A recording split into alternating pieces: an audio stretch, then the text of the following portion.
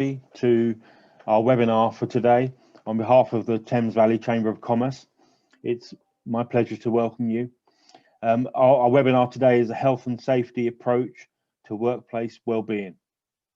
I'm sure you'll agree it's particularly tough at the moment for all of us, and I'm grateful to have a job and my health, and many of us are going through a lot of stress, and the people that we work with are as well.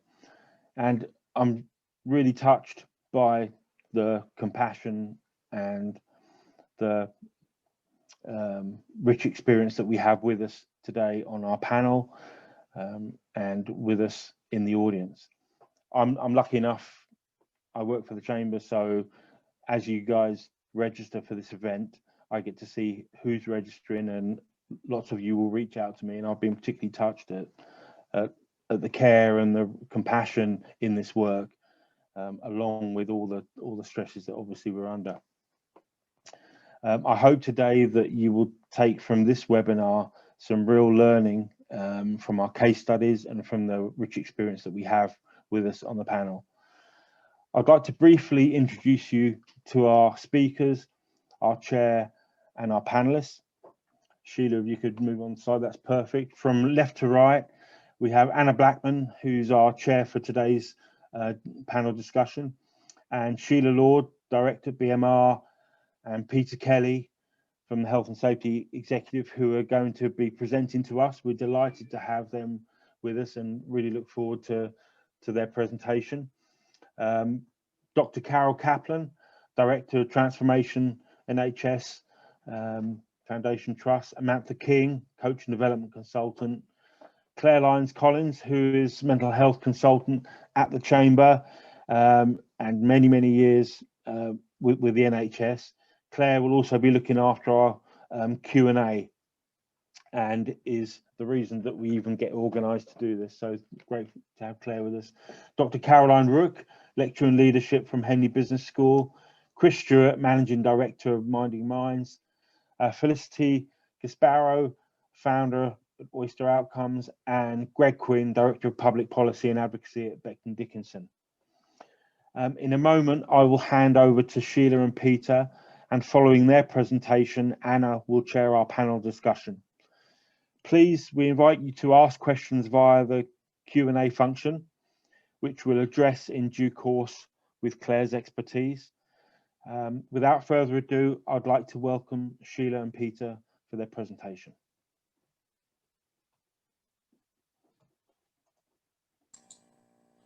Hi guys, just want to say, just to echo David's sentiments, in so much as it's great to see so many people on today's webinar. And as David says, myself and Peter will be talking about workplace well-being in terms of a health and safety approach.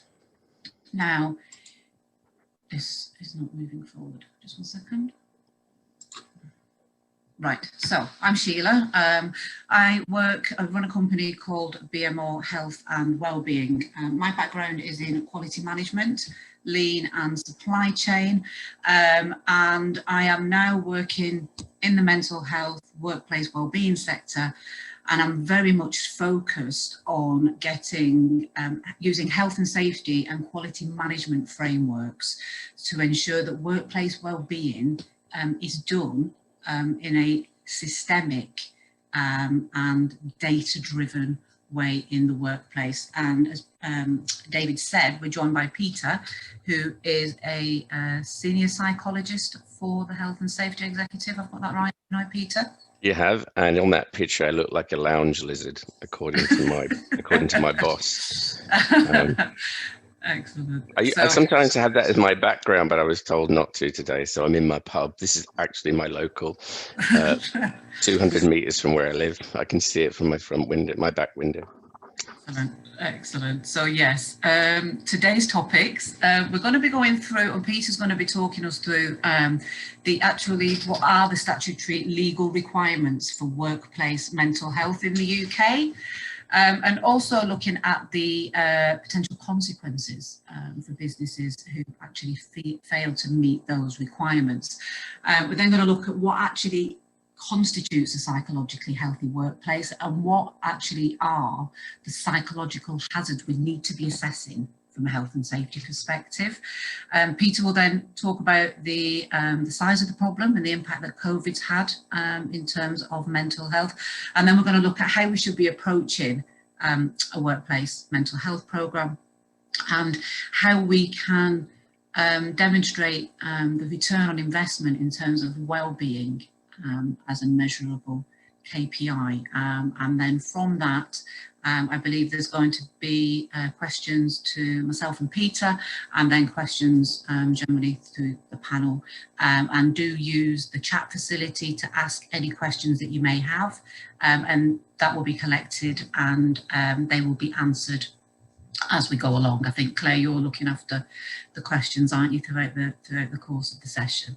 Okay, so if I can hand over to Peter, you're up. Okay, yeah. Sorry to start off with the law, but actually it's quite an important part of this reason why we're here. So, do you have a duty to manage people's work-related stress, or you have a duty under the Health and Safety at Work Act to manage people's health within the workplace? And interesting is it health, safety, and welfare of your employees. Traditionally, much of the effort has gone into the safety, which actually only represents a 20th of the actual days lost in the UK. So, just to give you some numbers, this year alone, 1 week into the pandemic, the data for the previous year, it was 17.8 million days lost to work-related stress, and 828,000 people off. Previous year, that figure was 14,900 and 600,000 people off.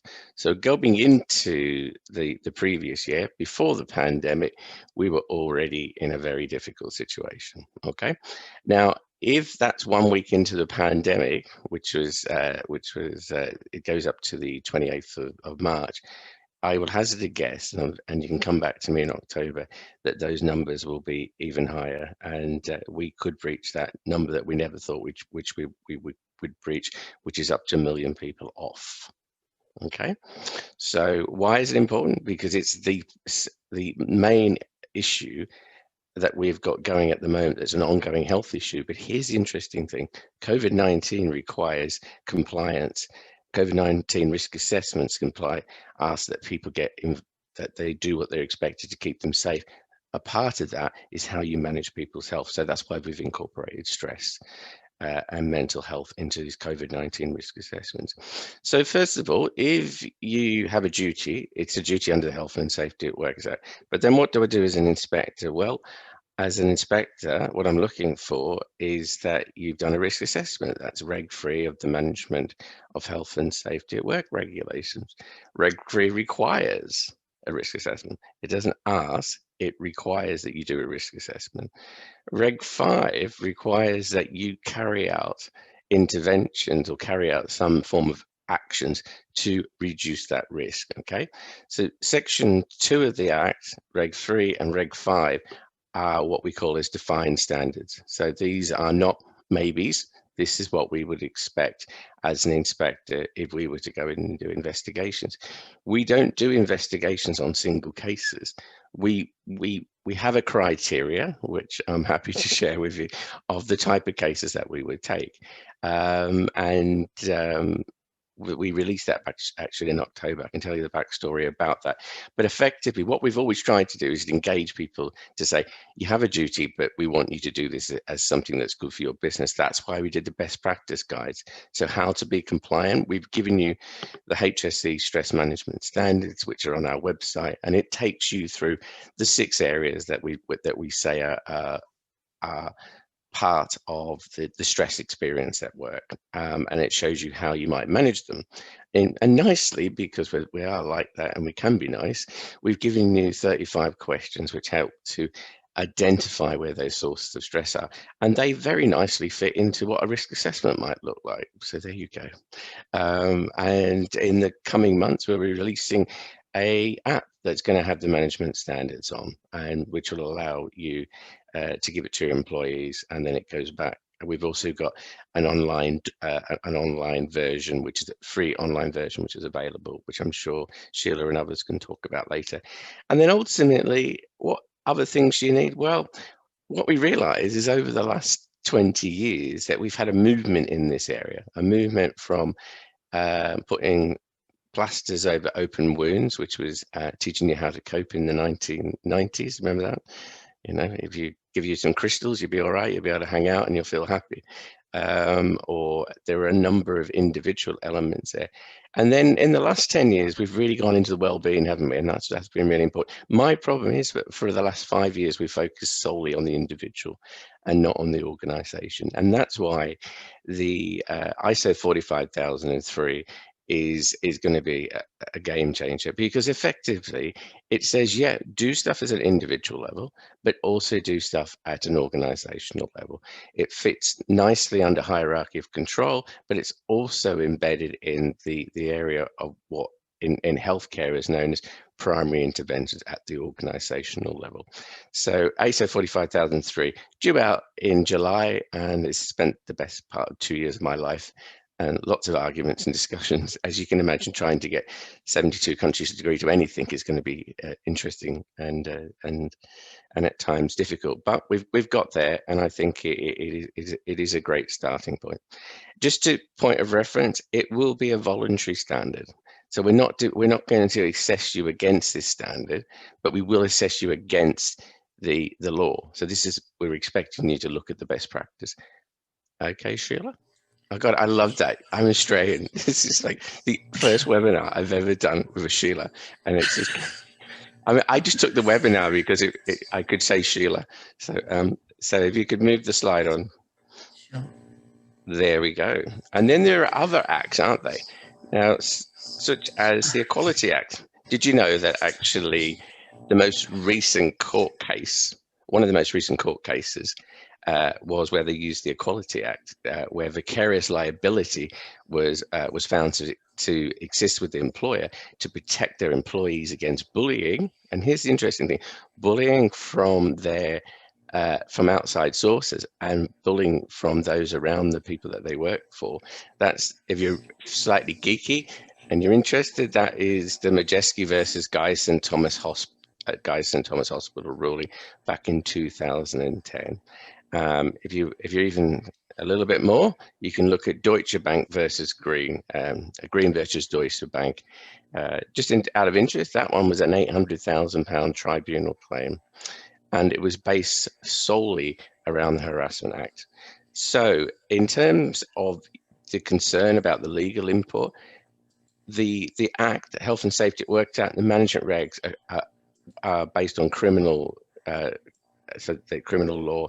And actually that's really important. Where we're talking about here is where case law comes in. Now, most of you will have heard potentially of cases, but what you won't know is how these things have progressed. So I was saying to Sheila, it was really important. Walker versus Northumberland County Council in 1995 set the precedent that psychiatric injury could occur, and that it was an employee's duty of care. And more than that, in Walker went off ill. Walker said, I can't do my job. Walker comes back. No alterations are done to the workplace. Walker goes off again, and he is awarded £250,000.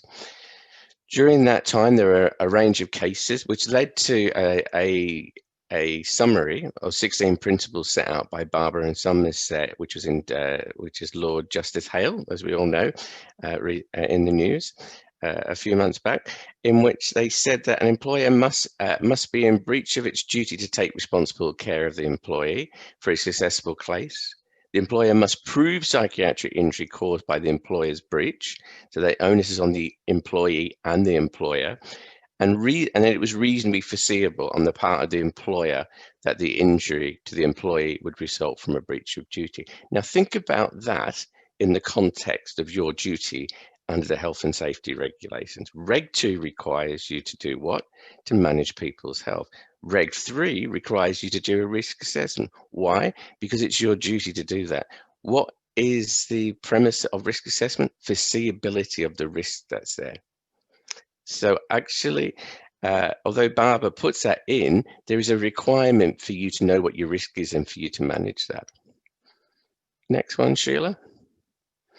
We talked a little bit before about Majeski's, but Majeski's was such an interesting establishment of the law, because in Majeski's case, she had complained to her line manager. She had complained to the managers that she was being bullied, and they'd ignored that. And the chief counsel on this was the same counsel on Walker versus Northumberland County Council, and he argued on the same principles as Walker, that actually that under Section 3 of the Act, that the course of conduct of one of the employees and harassment would be connected to the employee. So it wasn't just I'm experiencing harassment, it's the fact that harassment can be from both within the organization and out. And Majeski set the precedence for the claims that we saw afterwards and the claims that we see now. Green versus Deutsche Bank, again, the £8,000 award for future loss of earnings and $35,000 for psychiatric injuries. Again, an employer can be held vicariously liable. Now that's civil courts determining that. So the civil courts have often taken a case, have led in what's happening. Now, I know from some of the counsels that are working in the civil court, so Andrew Buchanan, who was junior counsel on Walker, that there are a number of cases that will be coming along where this legislation is tested out and precedence is set. And I think it's going to be an interesting time, isn't it, in terms of the civil claims as we come out of and go through COVID-19 in terms of psychological injury. Next one, please. So what we've got here are just different best practice guidelines and tools. ISO 45003, you'll see down there in the corner, is the standard that will be available in June. You've got our management standards, which identify 6 areas of work, which allow you to see there. So let's look at that. Demands, control, and support. This is based around a guy called Karasek, who said high demands, low control, and poor support leads to a situation where people feel out of control. So I know you can't do that, but if you did have your cameras on, hands up if you've had a high demand job. Okay, and hands up if you felt out of control and actually support. Now, before the pandemic, and this is a really interesting thing, we would say high demands, low control, low support. But what do you think is actually happening now in the pandemic? What we're seeing is low control. Even though you're working at home, you don't feel at control. And what we're really seeing is an abundance of a lack of support. But I'm on the Zoom call, but you're not physically connected with the person and with people's and on top of that, you've increased your demands because you're now sitting behind a screen for those that are bound in offices, or actually you're working in a situation that's highly uncontrolled, where you feel you need where you do feel need support. Now, traditionally, relationships role mitigate that. If you know what your role is, you might feel more under control, and if you're good relationships, that would also help. What happens if you're Majeski and you have poor relationships and you have high demands and you have no control and then you have no support? Okay, so if you look at this pandemic, and I think we'll come on to that later, there's 3 pandemics. There is a global recession, there is a global influenza, and there is a global mental ill health tidal wave that is there, and we need to do things to now to support people through that. That's why Thriving at Work, the Stevenson Pharma Review, has really helpful guidance for you as employers, and the Thriving at Work mental health standards also, which I believe Dave's going to talk about later. And then you've got different people such as Flourish DX who do an as well. So all of these are their guidance, their tools to facilitate your duty and to help you to do what you need to do. This is so random. So this is, yeah, I didn't know what slides were coming, so I've got like about 10 seconds to get my head together. And thank you, Jason. I'm not moving around. Somebody I know who's watching this said, Pete, you need to sit still. But I'm in my pub, so I hardly ever sit still. Right, so let's look at some of the costs. Do you want to do this, Sheila, or do you want me to do it? Sorry, let me unmute myself. Yeah, I mean, let's be a double act. We'll be a double act then, Peter. Yeah. So yeah, I mean, the size of the problem in the UK is growing year on year, and all of these figures that we've got in front of us here are all pre-pandemic. Okay, so these were all published. They were the latest published figures for from Deloitte's back in October 2020, and they're estimating that the cost to the UK is between 42 and 45 billion pounds. And you can see there that how they've broken that down is in terms of absence cost, the more difficult cost to measure, which is presenteeism cost. That's having kind of people in your organisation that are there, that are not there. We've all had those days where we turn up to work and we just coast it. You know, we sit there with a cup of tea and a coffee and we're just not there. We've turned up for the day, we know we're going to get paid, and off we go home. So, you know, the cost of that presenteeism is absolutely huge, and also the cost of, you know, the turnover of staff, recruiting new staff in, retraining new staff. So that's a, you know, that's a massive number. Now again, look, and Sheila, that's based on the assumption that there isn't underreporting. Yeah, absolutely. So there are some estimates reckon it's probably nearer to 100. Wow. If you include some of the surrogate measures. Obviously that the direct cost is 6.8, or we say it's 5.5, but actually that's 6.8 is based on the new numbers. So yeah. And again, we've got to, you know, if you kind of break that down into an average cost per employee, and this, you know, it varies ever so slightly between public sector and private sector, but roughly speaking, it's £1,600 to £1,700 per employee per year. If you also apply that and look at the figures for finance and banking sectors, that nearly doubles. It goes up to 3,300. So, you know, 1,700 for general private and public sector, but almost double that for finance and insurance and banking, those types of employment. Now, it's not all bad news, because, you know, there has been demonstrated, lots of studies done, lots of, you know, by Harvard, by Deloitte, you know, there are so many, you know, if you Google return on investment for wellbeing programs, there is an absolute business case for investment, because you will get a return on your well-being. The average is 5 to 1. So for every £1 you spend on a well-being program that's done well, you will get £5 back. And that figure has been reported as high as 9 to 1 in terms of other, you know, programs that have been out there. It can be as low as £2. The point is, there's a return on your investment in terms of well-being. And also what we're seeing internationally is this is occurring in Australia, this is occurring in Canada, and it's occurring in the multiple countries where they're measuring return on investment. And actually, we may find that return on investment and well-being in COVID times and post-COVID may even increase. So at a starting base, it's 5 to 1. Who doesn't want to set, you know, who wants to put £1 in and get £5 in return? I mean, it's better than the current interest rate that you get from the Bank of England. Absolutely. And I think as well, you know, and again, Peter, you can probably give us some more up-to-date numbers on this, but, you know, I do a regular check, sadly, on the number of deaths by suicide each day, you know, year to date, looking at Worldometer app, which is gathers their sources of data from the World Health Organization. And at the moment this year, up into the first 2 weeks of January, there was an average of 3,000 deaths by suicide globally each day, which equates to 1 person every 2 minutes. So, you know, by the time in the time that we've done this webinar today, yeah, 250 people there or thereabouts would have taken their own life, just in the time we've been sat here talking on a global scale.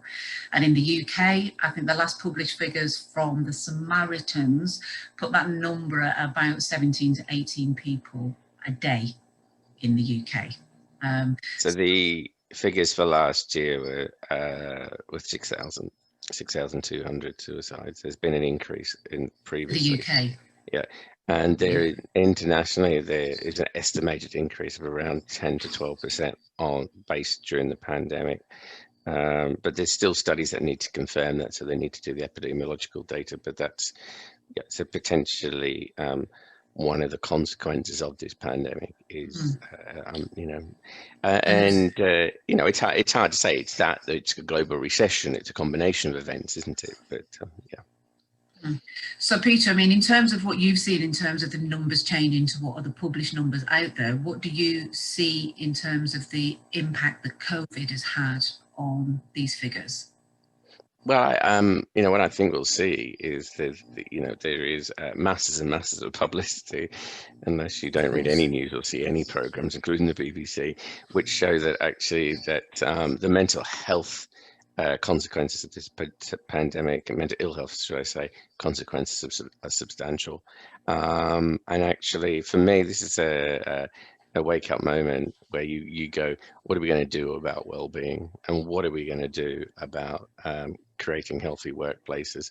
If ever health was going to be got a promotion, it is here, isn't it? Because now the seminal moment is, how do we look after our people? How do we look after their health? And how do we then create healthy workplaces? I talk about in LinkedIn about this idea of incubating, that you incubate illness, but you create healthy environments where people are effectively kept safe.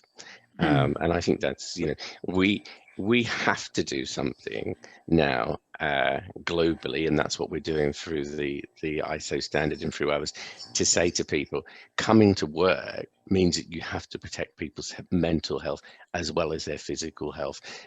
Mesothelioma, asbestos have been easier ones to manage for people because there are obvious interventions. But 57% of all sickness absence last year was depression, anxiety, and stress. And that's in 57% of occupational sickness. So it's, the numbers are there. The numbers suggest that something has to be done. Yeah, absolutely. So what I'm going to do now is we're just going to look at kind of what actually is a psychologically healthy workplace. And, the phrase that we like to promote in terms of a psychologically healthy workplace is a workplace that is essentially promoting workers' psychological well-being. So we're doing the right health promotion activities, and that we're actively working to prevent harm. So this goes, this actively working to prevent harm is looking at risk factors in your business and looking at risk factors in your organisation. The only way you're going to do that is through risk assessments. I do this webinar on a regular basis out on LinkedIn and just through Eventbrite, and on a number of occasions, every time I ask people, who here can say that their organisation does risk assessments on psychological health? I'm guessing not many people are going to answer on the basis Peter's here, but every time I ask that question, the answer is generally always no, we don't do it, or we are not aware if our organisation is doing it. So it's really obvious that, within the UK, in terms of having this psychologically healthy workplace and having this workplace that promotes well-being, our focus is on kind of awareness, spotting signs and symptoms, and kind of triaging people that are getting ill, who are falling over. So we're training with Mental Health First Aid England training, which is fantastic training, absolutely fantastic, but we're teaching people to spot signs and symptoms. We're not, as an organisation, looking to identify the root causes that are actually contributing to that. And I think it's really important that we have health and safety processes, you have a structure for health and safety, but psychological health or well-being often sits in the remit of HR. And, you know, I think organisations need to be asking themselves, is that technically the right place for it to sit? Yes, HR have a contribution because it's all about people, but essentially health and safety and having it incorporated into your health and safety procedures and your processes ensures that it's done in a more systemic way. Okay, so when we're looking at workplace mental health as an employer, we need to be preventing harm, doing the risk assessments, doing the mitigate illness bit, and then also promoting flourishing. So, you know, and I said this to Pete the other week and he did chuckle, but, you know, promoting flourishing, you know, we have these great little things going on like Fruit Bowl Fridays and, you know, health promoting activities, bending to do yoga on a Friday afternoon, you know, meditations. So we have all of these activities going on, but are they really targeted? Are they really specific? You know, I was speaking to somebody the week, said, oh, we've got a gym at work. This is me stress kitten. But I mean, actually it doesn't help with my stress, but it's quite therapeutic to you know, but these are actually sometimes advocated as a way of reducing your stress, but they're just really good for throwing at people. It's not the point. I've lost my thread now, so where was I? Peter, you put me off my... Flourishing, and you're talking sorry, so we're talking about flourishing. So when we're going to be doing these activities, you know, we need to understand what it is that the organisation wants. So building a gym, having a gym available to employees, if they haven't got the time to use it, if they haven't, you know, if they've got too much, if their workloads are too heavy, what is the point of investing in these things? So when you're going to be investing in workplace wellbeing programs, you need to be investing in what your organisation and what your people actually need. And the way you're going to do that is by doing these risk assessments, is by understanding what it is that are causing your people to either flourish and are really supporting them in the workplace, and what is actually giving them stress factors. So there's a duty on here in this inner circle for the employer. But again, from an employee's perspective, workplace mental health isn't just about the employer providing a good environment. The employee needs to take responsibility for their own self-care as well. So again, you know, helping employees to take care of their own well-being, giving them well-being tools that can support them in terms of their own psychology and the pillars of good mental health is really crucial. So, you know, the 5 pillars of good mental health are all kind of based around this PERMA model of positive emotions, of engagement, having positive relationships and meaningfulness in our life. That's down to us as individuals to have that. If we can practice good self-care around those things, we're going to be happier individuals coming into the workplace. So, you know, I really see that this model of workplace mental health needs to shift from mental health, EAP, and some health promotion activities into a more fully integrated, specific and data-driven approach. Okay, and that needs to be done on a continuous basis. It can't be let's just do it when we're reacting to a problem, let's just do it when there's COVID. It needs to be going, it needs to be on an ongoing process as part of your business controls. Okay, so Pete's already touched on some of these psychosocial hazards. So the health and safety executive talks about 6 of these standards specifically. So again, just to recap, you know, if people have got too much or too little workload, that's going to contribute to stress. If they don't have the right autonomy and the levels of autonomy and being able to do their jobs, you know, if you're being micromanaged, it's difficult.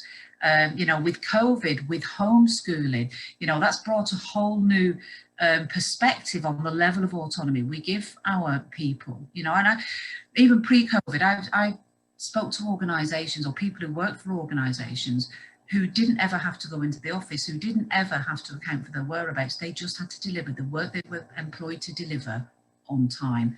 And I think COVID has given us this opportunity to really reflect on how we treat our employees and what work-life balance we can give back to them. And I think, Sheila, what you know, what was really good to need to emphasize, organizational justice is based on a theory by Greenberg, which says that we judge how the organization sees us and what they do to us. And that's it's if we perceive that the organization is being unjust, then that's likely to lead to stress. Effort reward imbalance is another theory which says the amount of effort I put in, the recognition, the reward I get is really important. And if we don't get it, we feel disenfranchised. And all of that sits in this concept of a psychological contract that we have with our employer. We expect to go to work and to be paid to do a job. But in the process of doing that, we also expect to be looked after. Not necessarily if you're not into hugs, getting a hug every day, but actually we expect there are certain things that the employer will do that will give us, and that will be how they reward and they recognize us, how they look at how they adjust between us, how they give us autonomy. All of those fit into this psychological contract, which forms the basis of how we understand psychosocial hazards. Absolutely. So, these are all key factors, and essentially, what I'm saying, and then the approach that, organizations need to be taking, you will have a risk assessment and a risk process in place. You need to be factoring these psychosocial hazards. You need to be able to be doing that in a systemic way. I can't emphasize that enough. So, it's not all bad news in terms of mental health in the workplace. In fact, it's absolutely great news moving forward. As I said before, COVID has really given the space for mental health and workplace move up that agenda, probably fast forwarded it a couple of years. I don't know if you'd agree with that, Peter, but in terms of COVID, I think it's really moved it further up the boardroom agenda. You're on mute, love.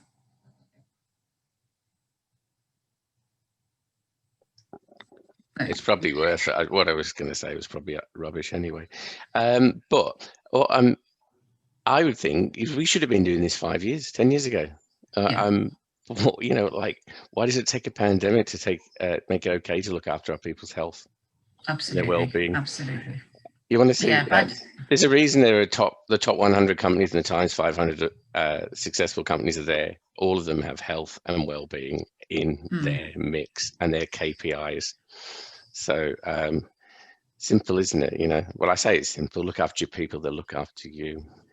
Absolutely. And I just think, we just need to have this systemic approach in place so that we are continually working towards this integrated model of workplace mental health. Now, we've said before in the charters that we have here, mental health exists on a continuum. And wherever we are in the workplace, there will be somebody sat in different sections of that continuum of mental health. So we will have people who are absolutely flourishing in life, they're absolutely winning, they're in an optimal state of well-being. And then we will have people that sit in this mental wellness space. So there'll be a large majority of us there that we're getting through life and we're good and we're productive and we're coping really well.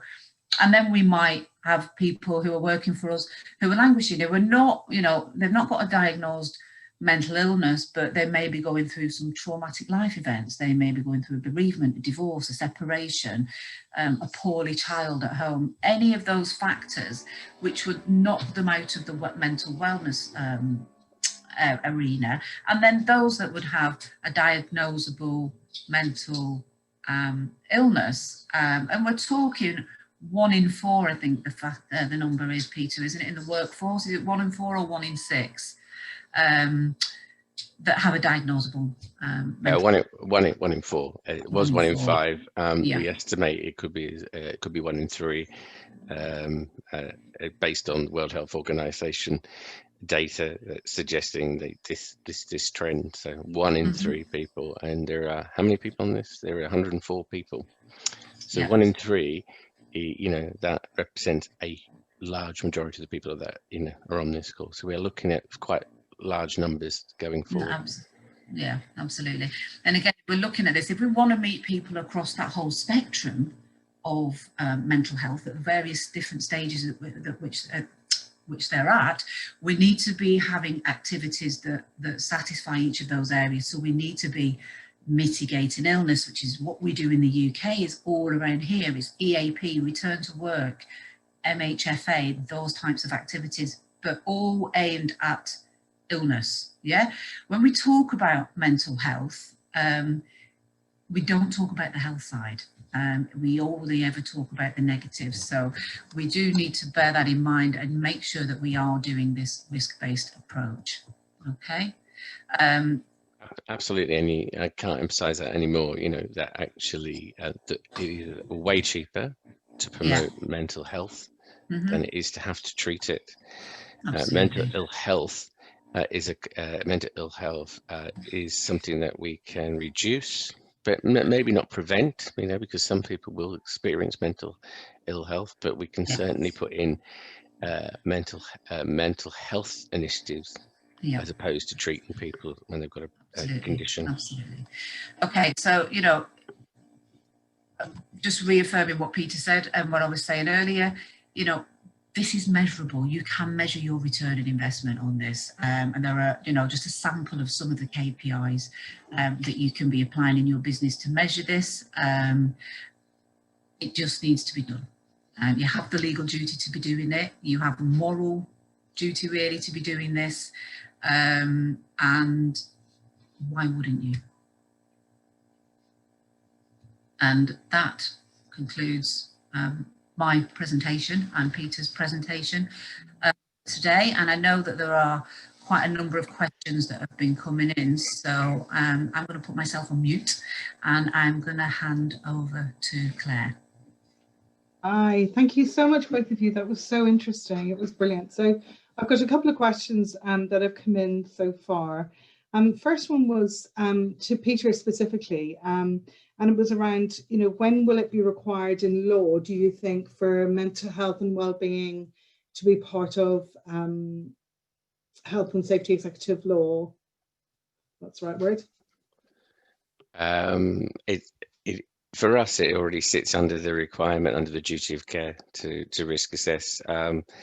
If we were to change the law, it would be no stronger than the current law that exists. It's very clear that you are required to do that risk assessment, and it's clear you're required to do something about it. If I went into a factory and I knew you had a problem with a guarding on machine, you didn't put a guarding on the machine, I'd hit you with a notice. It's really that simple. I know it sounds so terrible, but actually, you know, if we find ourselves in a situation where the criteria is met for you not managing stress, and you've done a risk assessment and you haven't done anything about it, then that's a breach. It's a fairly easy breach for us. So we wouldn't be looking to change the legislation to include, stress or mental illness or well-being. What we will be doing, as you can see from our own website, is we're encouraging people to focus on managing stress at source and doing the promotion of mental health. And consequently, your well-being will be improved because you're looking after your people. And let's remember, well-being now is a concept that has, as I described it here, it's like octopus. It has many tentacles. And actually, that's a good thing, because in some ways, you can do financial well-being, you can do individual well-being, you can do organizational well-being. You can actually start to bring that together collectively. So something like Thriving at Work or the Stevenson Farmer Review, you know, has that principle in there that you have an overriding mental health plan.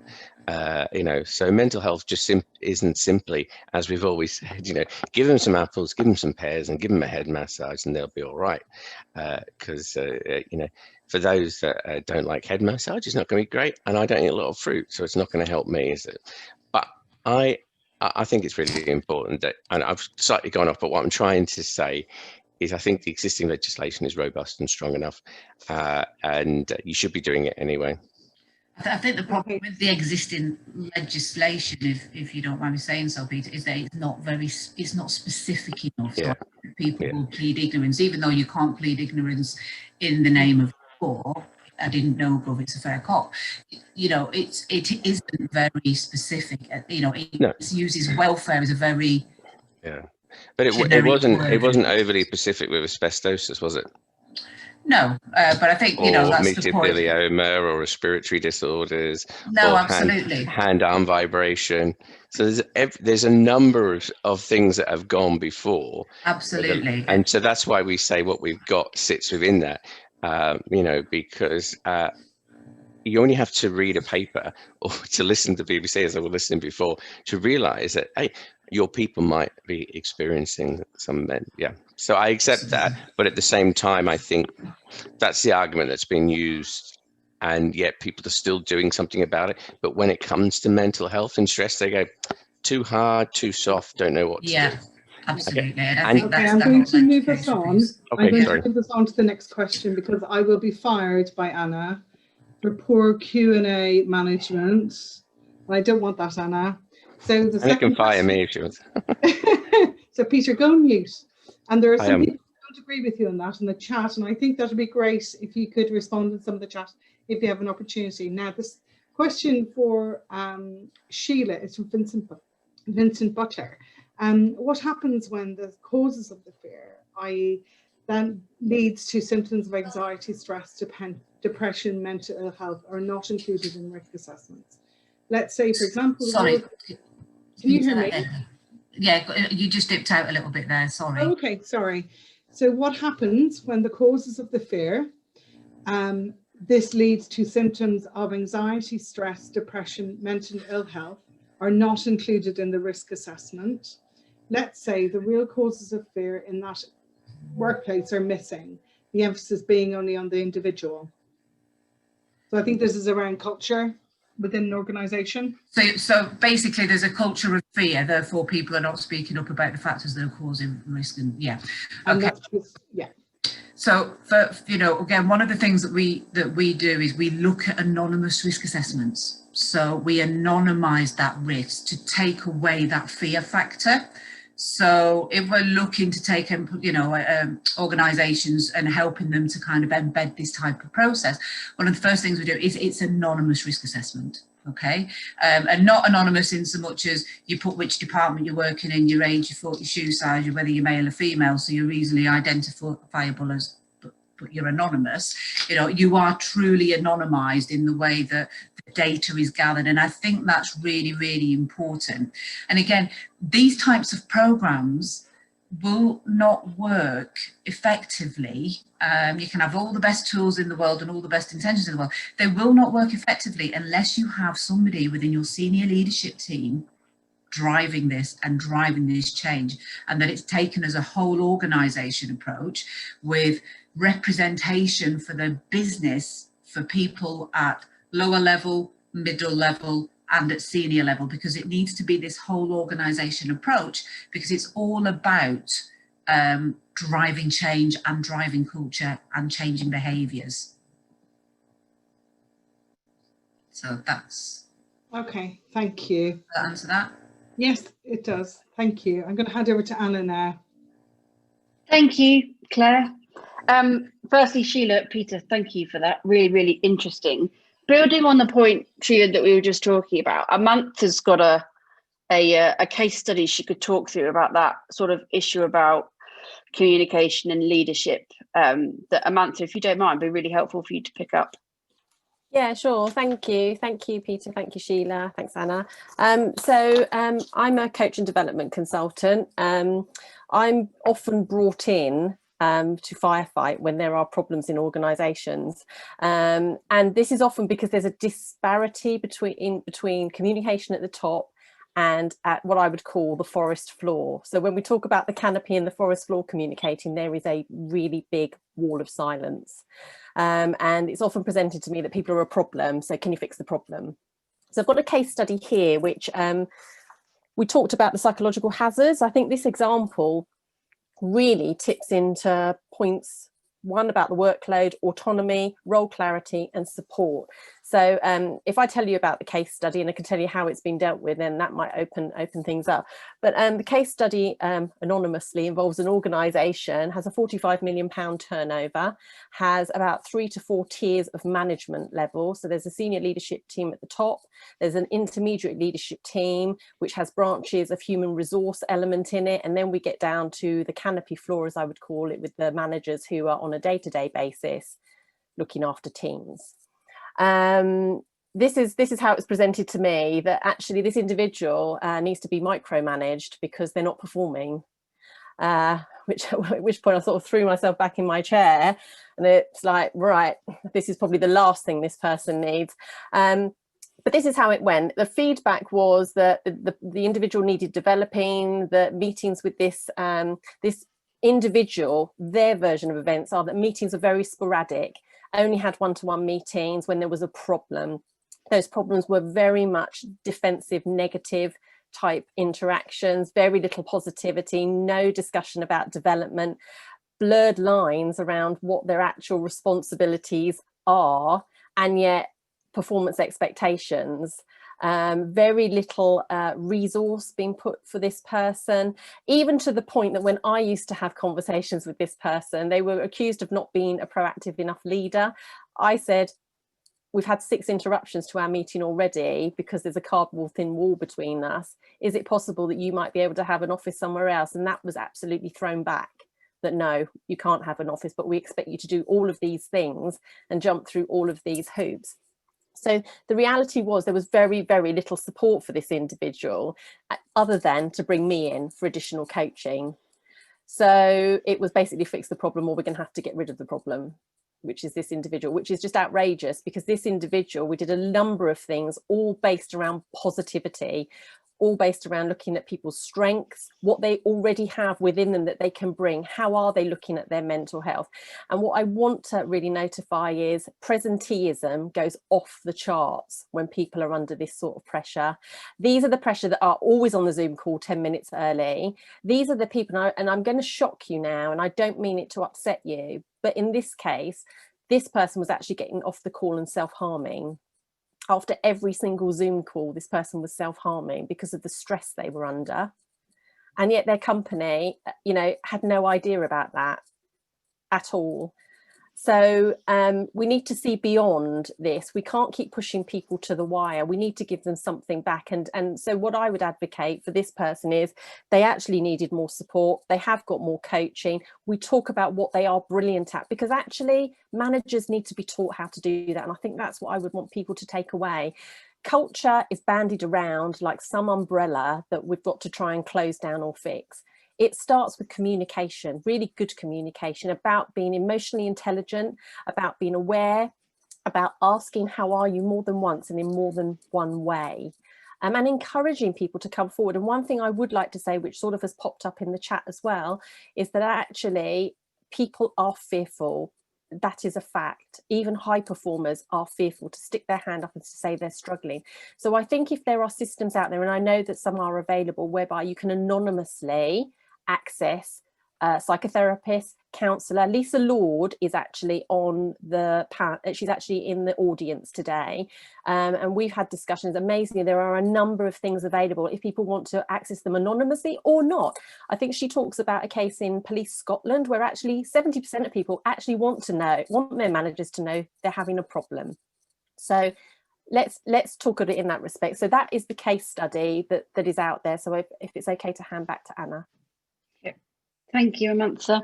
And building on that, Caroline Rock, who is from Henley Business School. Caroline, could you talk a bit about the case study that you've got around, it particularly focuses on sort of the consultation around change and what Sheila referred to as organisational justice. And that comes back to communications as well, I think, building on Amantha's point. Yeah, thank you very much, Anna. So this is an organization, the public sector, as part of a larger research project I did several years ago. So they have to stay anonymous. So what happened there is basically, redundancies and large-scale redundancies. So the call handler department was cut down by 40% actually, and a well-being program was introduced by an external consultancy. And the idea from the leadership team was that this well-being program was to be introduced in order to create resilience of that team to cope with these changes, these upcoming challenges of a much smaller team and other organizational changes that were coming. But what happened at the same time, I guess because the team was much smaller, was at the same time they regulated a lot more how that team was working. So autonomy was reduced, in addition to, you know, a lot of change happening at the same time without that change really being communicated. And it was interesting how then the middle managers, so the team managers, were then trying to deal with that, and they basically just pushed that well-being program away because it was something additional they had to do on top of everything else that they had to cope with, and it was quite difficult for them. Because staff was upset, you know, we've gone through all of these hazards. A lot of them were ticked off, and actually also for the consultancy, it was extremely difficult because they were interested in increasing well-being and resilience, but the staff, because of their sense of this injustice in the way that was happening, was saying, well, so how come you're paying all of this money? And that's, you know, verbatim from the focus groups that I did there. How come you're paying all of this money to an external consultancy asking how we're doing if actually you don't really care about how we're doing? You know, you could, well, first of all, you could use that money to actually help us do our job properly. And second of all, you're not really caring about us anyway. You're just ticking a box pretending that you care about us. Yeah, I think that's really interesting in that it has to be authentic.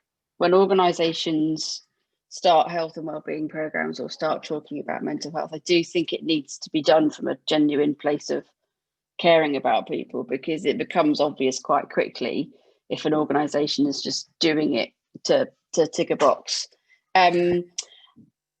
Felicity, I wonder if you might, you and I exchanged emails, and you made a really lovely point, because I want to talk about something positive. A lovely point about the impact mental health has, and the fact that actually it's not the end of someone's career, and actually, you know, if organisations embrace people with mental health issues, actually there's a real diversity and inclusion benefit. Yeah, absolutely. So, I mean, I think, you know, as everybody's discussed today, mental health affects many people in many different ways. And if it's not something you personally experience, you're bound to know somebody close to you that does. Yeah. So I think it's really, you know, crucial for that reason.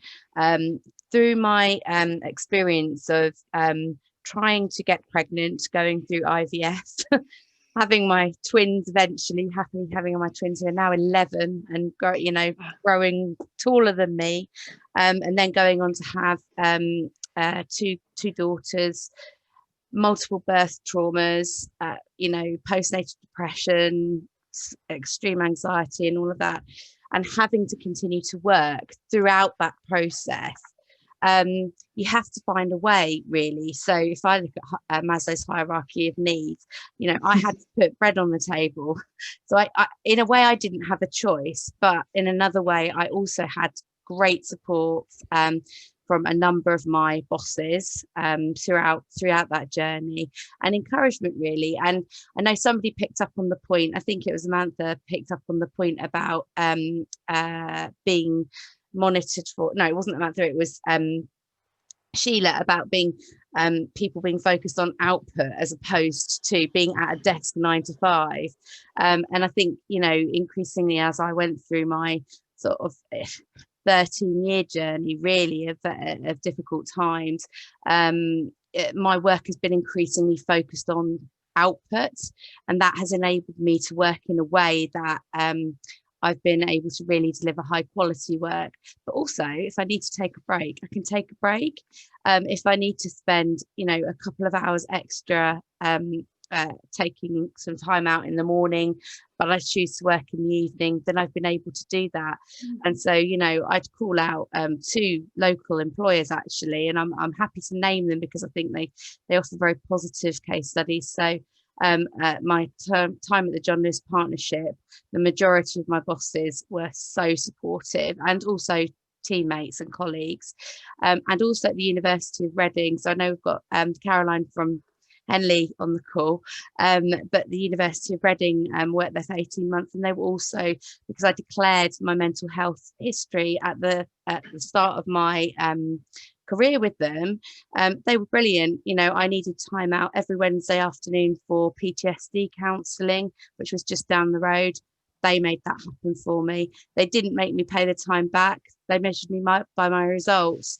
So, you know, and I paid them back in bucket loads of, you know, effort and output. So it can be done. It absolutely can be done.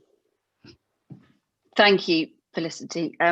I recognise some of what you said in my own experiences, having had postnatal depression and having kept going to work through all of that. So thank you for sharing. Claire, I thought I'd hand over to you to see what questions we've got from people on the call. Sure. From Vincent Butler saying, are we meant to use chat or Q&A? It's easier for me if you use chat because I can cut and paste and send it over to the panelists in advance. So I've just been answering the ones in the Q&A. So. No, that's really helpful. No, that's really helpful as well. Thank you, Peter. So I have a question for Greg, please. Question from Asad Ali. It is it true that it is easier to have objective, simple and globally consistent measures for physical health than for mental health? Equally, for the initiatives, for example, many physical wellbeing programs can simply count steps. So it could be higher. So it could be the higher level of subjectivity and heterogeneity makes it more difficult to talk about and do something than about physical health. Very long question. It's a complex question, but it's a very good question. And I think it comes back to a lot of things that Peter and Sheila opened up with, and that's around that psychological healthy workplace. That's about equipping people, not just with support to cope in a crisis, but to become more resilient and to become a really powerful role model to support colleagues around them and to set that new culture. Because every organisation, and I work for a very, very big organisation, 65,000 plus employees working across 165 countries, it's very hard to launch a single initiative that meets everybody's cultural needs. But what we're trying to do is to ensure that everybody feels that it's okay to say you're not okay and really start at that base point. How have we managed that? How do we try and grow from that so that we are less reactive and more empathetic and supportive? Well, we've got very, very simple initiatives which we develop and we trial and we share internally, but they all of them stem from the leadership team. And I think something that Amantha really struck a chord with me is that you need that golden thread from the top so that people feel safe and people feel trusted and people feel valued. From that point, whatever initiatives you put in, and we have simple initiatives like we are delighted to work with Pause in Work, where we have puppy visits to the office, but we're delighted also to have nearly 40 mental health first aid trainers just in the UK and building our resilience training program. So it's soft and hard, it's visible and supportive. But what we do is we measure it. And once we measure those simple KPIs, even the most challenged manager realizes they've got to work against the target, and it slowly embeds into not just what we've got to do, but what we do, and we own it in that respect.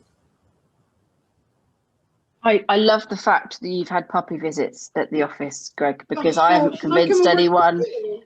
I haven't convinced anyone at PwC to let me do that yet. I mean, I keep asking, but I think I think your point, Greg, about senior leaders being visible, and Amantha made the same point, is so incredibly important, because if someone at the very top of the organisation comes out and says, actually, you know, I've struggled in the past and this is what I've done, and actually, my career has continued, it's incredibly powerful. And there's little things leaders can do. Yes, I work in a global organisation. We all put a tab at the end of our emails which says, I don't know where you are. It might be the middle of the night. Please answer this in your normal work pattern. Yeah, that's what we do. Yeah. Of course, when you're working with COVID and juggling the joy of home-based learning and everything else that's part and parcel of just being a citizen in a nation that's struggling, you need to let people feel comfortable that delivering the job is important, but when you deliver it, it's completely irrelevant. Allowing people to personalise that. My background is in mental health nursing, and so I always used to advocate a very holistic approach. People work on their own needs in the way that's right for them. But I think you need to empower an employee to deliver the best job they can in the best way for them as well. That way, it does pay. Where we measured our results so far, and we started these initiatives well over a year ago, 2 or 3 years ago. But already our turnover is reduced by 3%, our absenteeism reduced by 2%. That's just in the last that's really good 15 months. And so not only is it the right thing to do, and I'll preach about it because I'm a nurse, I'll preach about it because I'm a but hey, we make more money, we're more productive, and people stay with us. Awesome. As well, so you can sell it from any angle. Even the people who are skeptical. Anna, can I say that is massively important? That is the message that is massively important. When Antonio from Lloyd stood up and said, I'm going off with stress because actually I'm suffering from depression, that message filtered down to that organization that your mental health mattered. When BT got their entire executive team and everyone in there and said, during this pandemic, we're going to look after you, all of that where you show genuine compassion and empathy, it's fundamental. Do you know the Danish Prime Minister 5 years ago had depression and went to his summer house, and the entire cabinet went there and they ran the country? Wow. That is, it's the power of connection and empathy and authenticity. And leaders are powerful message makers. And Greg, I used to be a psyche nurse as well. So there we go. Claire, I'm conscious of the time. Okay, you've got more questions, I'm sure you have. Yes, I do actually. And Greg and Peter, I'm an occupational therapist, so we almost make up an MDT, and we've got a psychologist. So, right. So a question for Caroline and for Stuart, or for Chris, sorry, and for Stuart to answer. So I've just lost the question. Oh, right. Okay. So it's an anonymous attendee, and they are speaking about a values team that they have in their organization. The gist of it is they are exploring mental health first aider training and looking at developing something more general and lower level for all of us at a corporate level, so in the leadership of the organization, to look at how we can begin to change our culture and make it feel safer to be open with each other. Is there any other advice you would give in terms of what we should be prioritizing? So I think those two questions are around, I think, Chris, if you could talk about the impact of mental health first aid, and Caroline, about the impact of leadership and exactly what Peter was speaking about with that lady from Lloyd's Bank and from BT, about how that triples down. So over to you. Thank you. Yes, definitely. Thanks. I want to pick up on, thanks Peter and thanks Sheila. I wanted to pick up on something that Sheila was saying about, mental health. We train mental health first aiders as well as other things, and it's the kind of core of our business at the moment. But mental health first aiders are there to spot signs. They're not there to prevent this happening in the first place. And for me, the analogy is in the 1950s, we used to catch cancer when it was really advanced. And we treated it then when we saw the signs and symptoms, but we didn't start looking at diet and early identification and risk management and all of those things that have made a massive difference to the way that we treat that as an illness now. And for me, mental health is the same thing. We need to be changing at the grassroots, and that's why flourishing is so important. Changing at the grassroots about how we identify what's going on, what our culture is like. And Peter, I agree that well, I have to agree with you given your position that that this is already enshrined. Not necessarily, trust me. Yeah, I was only being nice. Thank you. But this stuff is enshrined in law already, and I sing that to the treetops whenever I'm talking to senior management in a business. But they've never had you knocking at their door going, you haven't got a guard on your machinery, so I'm going to slap you down. And unfortunately, a lot of the businesses that I deal with, the culture still is that we use our employees, especially in hospitality and other high turnover businesses. People are disposable. And for me, that's the kind of shocking thing about all of this, is that at the grassroots, the culture's got to change. And I totally agree that it's got to come from the top down. I mean, our greatest results have been with Yo Sushi, who we had their board members on their first MHFA course that they did with us, and that went from the top to the bottom straight away because they kind of got it and they understood it. So I probably haven't answered the question at all, which was talking about how do we get this across to a broader reach of people. Well, you make a statement. You make a statement. I mean, for me, MHFAs are really important because of the job that they do, but they are also making a statement of intent. But if you don't follow up on that statement of intent, that is a genuine and empathetic and understanding approach to your people, stuff won't change. And if stuff doesn't change, I swear to God, Lawyers for You, after they run out of car crashes, are going to be looking back to Walker and Northumberland Council going, hold on, there's a real market here, because there is a whole raft of people who've been chewed up and spit out. And it's unacceptable from a corporate point of view as far as making business viable, but it's also morally reprehensible that we are not making this a massive focus of, our business are our people. We hear this all the time. I want to see it. I want to see it for real. Don't just tick a box, unless you're doing this stuff with a belief that it's important, it's not going to change. It won't change. It will just be another risk management system rather than something that we believe we have to change. Sorry, ran over. Oh, I'm in the I was just going to say, just picking up on that, Chris, the point that you raise, I am already seeing noise being made within HR circles of the increase of people that are coming in with regards to tribunals. Now, if people, as a result of COVID and stresses that they're being put under, and you can make light of it, but the phone is going to be ringing off the hook. Yeah. These companies get onto the whole, where there's a claim feature, and then if you can't turn around and demonstrate that you have at least done what you were required by law to perform a risk assessment. Yeah.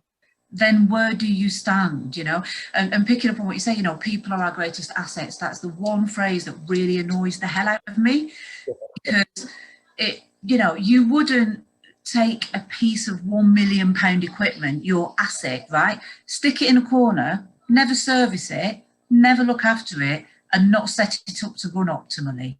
So why do you do that with your people? They cost more than your piece of equipment, most likely. So why not invest in them? Yeah. And as other people have said on here, Felicity and a few other people with really positive stories and great positive stories of positive employers, you invest in them, you show them that you care, you will have that loyalty and productivity and that output repaid to you tenfold. For me, that's why the ISO45003 is going to be so important, because absolutely, then you can literally turn around to somebody and go, this is it, this is what you're not doing. Whereas at the moment, for me, it's a really woolly thing. Oh, it's kind of under discrimination, it's kind of under equality, it's kind of under disability, so yeah, it's enshrined in law, but not in a way that seems to be getting through to employers. Just So to just to say, I have to go because I'm talking to the Liverpool Chamber of Commerce in 15 minutes. Thank you, Peter. Can I just leave you with Peter. one thing, okay? For 17 years we've been on this journey, and in 17 years we've focused on the individual, and the numbers have gone up. Okay, the calling card, the time is now. This is a once in 50-year storm, and you will never get this chance again to change the lives of people and people's mental health. And that must be where our focus is for the next 5 years, because the pandemic don't just stop when the virus stops. It's everything that's gone on. So it's been really great, and I love doing these things, but I've got to catch a cup of tea and a Kit Kat before I do my next one. Anyway, thank you ever so much, Peter. Really appreciate it. I'm going to leave now. But anyone, by the way, 2 o'clock every Monday to Friday, come and have a coffee with me. Sheila will tell you about it. It's just a chit chat. Sometimes we talk about mental health, and other times we just talk about rugby or football or random things. Cheers. Take care. God bless. Lovely. Bye. Claire, given Peter's parting words, is it a good time for you to do the bit you were going to do? Yeah, I'm just conscious that I'd asked Caroline was going to make a small comment on leadership. Go for it. Yeah, I mean, just briefly, building on what has been said already, I think what is important is to create this culture now of also checking in with each other. And I think particularly in this virtual environment, we've moved very much to kind of a task-based leadership approach, right? Like, and that sounds very high level, but of course we all experienced it.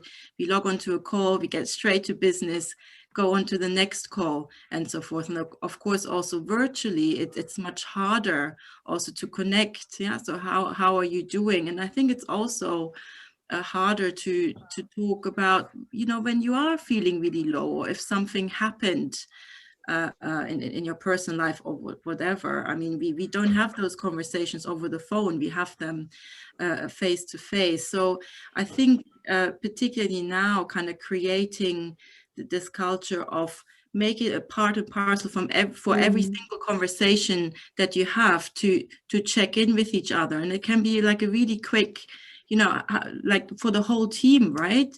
On a scale from 1 to 10, your energy levels, where are we all at today? Or what are the challenges that we faced in the last week or so? And I think if that becomes part, right, of our normal routine of how we're having conversations, I think that would already help. I've done a blog on this. I can put that in the chat for you to follow up. That'd be lovely.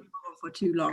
Caroline, I'm completely with you, because what I really miss is the spontaneous, when you have a bad conversation or a bad meeting, or you get a really annoying email, you walk around the office and you find someone to offload to, and all of a sudden it's not so bad. Whereas now it happens and you're like, oh, right, I'll just move on. You haven't really processed it, you haven't really moved on, and you just get this build-up of tension, I suppose, for want of a better description. So yeah, I think it's a really, really important point. Right, Claire, unless you had any other burning questions you wanted people needed answering. I think we've run out of question time. I just think before I come on to say what I was going to say about case studies, I just think it's important to mention about the suicide work. So there isn't, so Louis Appleby is a professor at University of Manchester, and he is the absolute authority. Greg, you clearly know who Louis is. He's the absolute authority on suicide. And there was a lot of fake news around the pandemic, that there was an increase in suicides related to the pandemic. The evidence that came out in the BMJ on the 15th of November is that isn't the case. It is not related to lockdown, that they can find empirically. Yeah. So I'm just going to share that article in the BMJ, because I'm probably a little bit sensitive to it, because I've seen so much of it on Twitter about this fake news around suicide. So I'm giving you the facts from the absolute national authority on suicide. Now, the second thing is around my gosh, what an incredible session this has been. we would love to, gosh, there's so many case studies that have come out already just from what we've been hearing on this, and we would love if you'd be willing to share those with us. We will do most of the donkey work for you.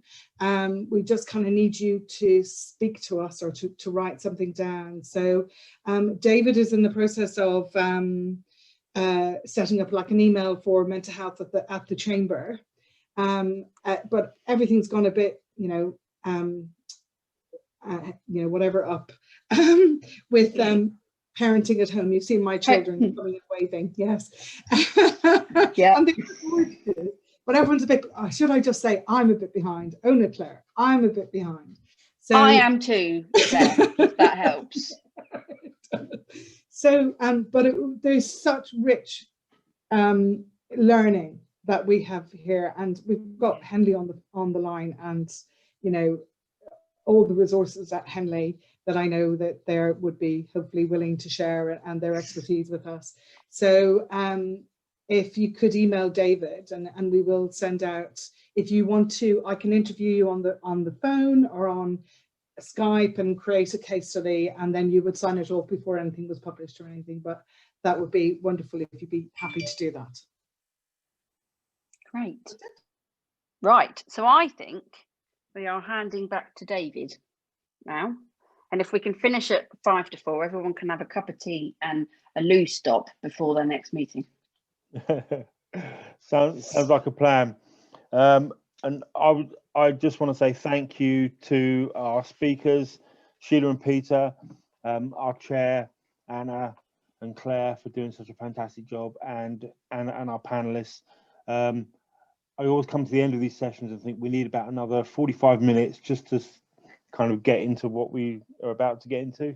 So thank you for joining us. You'll see on the screen a little bit of a plug for the Thames Valley Chamber of Commerce. We are building a mental wellbeing community, and all those in the audience who are not members of the chamber or who have not looked at our mental wellbeing charter, I will send details following this webinar along with a guest list. If you would like to get in touch, please do.